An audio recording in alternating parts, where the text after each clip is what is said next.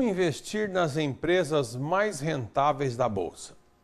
No Brasil, a taxa considerada livre de risco é a dos títulos públicos emitidos pelo governo federal, que em sua maioria remunera o investidor de acordo com a Selic. Atualmente, essa taxa está em torno de 12% ao ano. Considere, portanto, um excelente negócio qualquer empresa que gere uma rentabilidade anual superior a 20%. Os investidores que examinarem com uma lupa o universo das ações negociadas na Bovespa encontrarão dezenas de oportunidades de investimento com base apenas neste corte aí de 20%. A consultoria Austin Rating avaliou a rentabilidade de todas as empresas abertas do país, considerando apenas os 100 papéis mais líquidos da Bovespa, aqueles que são incluídos no índice que nós chamamos de IBRX. Veja agora na nossa figura as 10 mais rentáveis. De acordo com a nossa figura, então, você pode perceber que liderando o ranking nós temos a empresa Cielo, com uma rentabilidade em 2010 de 153,3%. Em segundo lugar veio a Reddicar com 100%, depois a Souza Cruz com 69,2%, a Natura com uma rentabilidade de 59,2%, as lojas americanas com 56,2%, a Hering com 40%, a AES Tietê com 37,20%, a Eletropaulo com 36,1%, a Eco Rodovias com 33,2% e as ações da CSN com 32,2% de rentabilidade acumulada em 2010. A medida de rentabilidade considerada por esta empresa, a Austin Rating, é conhecida no mercado como ROI, que são as iniciais em inglês de retorno sobre o capital próprio. O percentual apresentado ele é obtido através da divisão do lucro líquido de uma companhia pelo seu patrimônio líquido. Utilizando uma linguagem mais didática, o múltiplo mostra a relação entre o dinheiro que a empresa consegue gerar e o total dos recursos nela aplicados pelos sócios, e também mais os dividendos que ainda não foram distribuídos. Ao avaliar as empresas incluídas nesse ranking da Austin Rating, verifica-se que elas têm apresentado consistentemente 3 características em comum. São fortes geradoras de caixa, não precisam realizar fortes investimentos neste momento e distribuem dividendos fartos aos acionistas. Entretanto, no caso de empresas com ações em bolsa, é necessário fazer uma análise um pouco mais complexa antes de tomar uma decisão de investimento. É óbvio que, na média, é melhor investir numa empresa com alta rentabilidade do que em outra que apresente retornos baixos ou negativos. O problema é que, na bolsa, ganha mais dinheiro não quem só investe nas empresas mais rentáveis da atualidade, mas quem consegue identificar, primeiro do que os outros, as companhias que terão crescimento de lucro no futuro e que estão sendo negociadas por valores abaixo do valor justo, dado aí esse potencial de expansão. Vamos agora fazer uma análise do potencial das 10 empresas mais rentáveis da Bolsa. Primeiro, as ações da Cielo e da Reddicar. As duas empresas do setor de cartões aparecem no topo do ranking da Austin Rating como as empresas mais rentáveis da Bolsa. Ao contrário de outras instituições do setor financeiro, a Cielo e Reddicar precisam de pouco capital para operar, porque não são obrigadas, primeiro, a obedecer às mesmas exigências de capital mínimo imposta pelo Banco Central aos bancos. Trata-se, portanto, de duas empresas com patrimônio líquido, ou seja, com capital investido bastante baixo quando comparado ao valor de mercado. Ao mesmo tempo, a Cielo e a Reddicar são fortes geradoras de caixa. São responsáveis por capturar e processar cerca de 80% das transações com os cartões no Brasil. As duas empresas cobram, em média, pouco mais de 1% do valor da transação cada vez que alguém faz um pagamento através dos meios eletrônicos. São essas taxas que permitem à Redcard e à Cielo obter lucros de bilhões de reais a cada ano.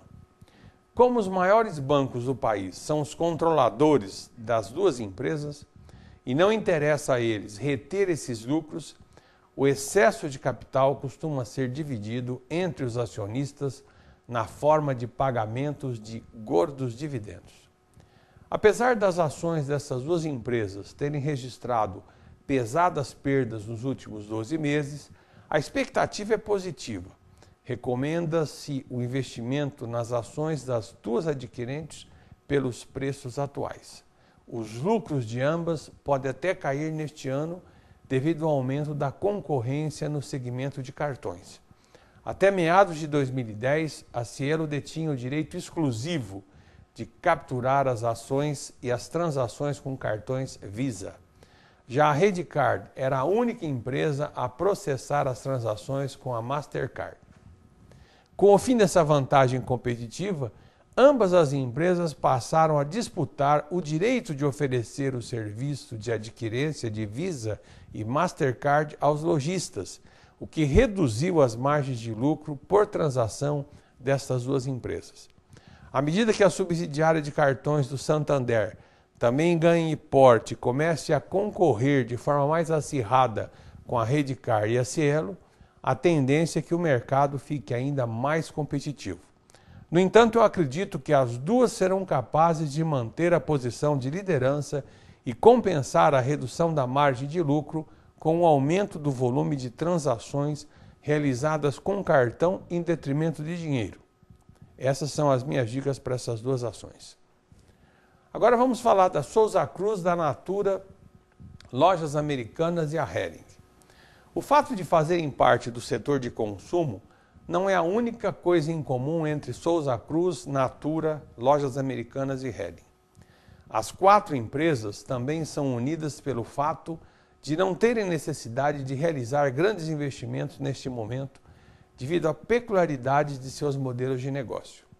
A Souza Cruz e a Natura são consideradas bastante defensivas pelos analistas por terem feito investimentos necessários para a sua atividade há vários anos, e hoje elas podem gerar aí um caixa que pode ser distribuído com agressividade aos acionistas na forma de dividendos. Já a Hering e as lojas americanas possuem dezenas de pontos de venda espalhados pelo Brasil e continuam atrás de oportunidades de expansão. Esse crescimento, no entanto, depende pouco do capital injetado no negócio pelos próprios sócios. A Hering tem crescido ao redor do Brasil, principalmente com lojas franqueadas.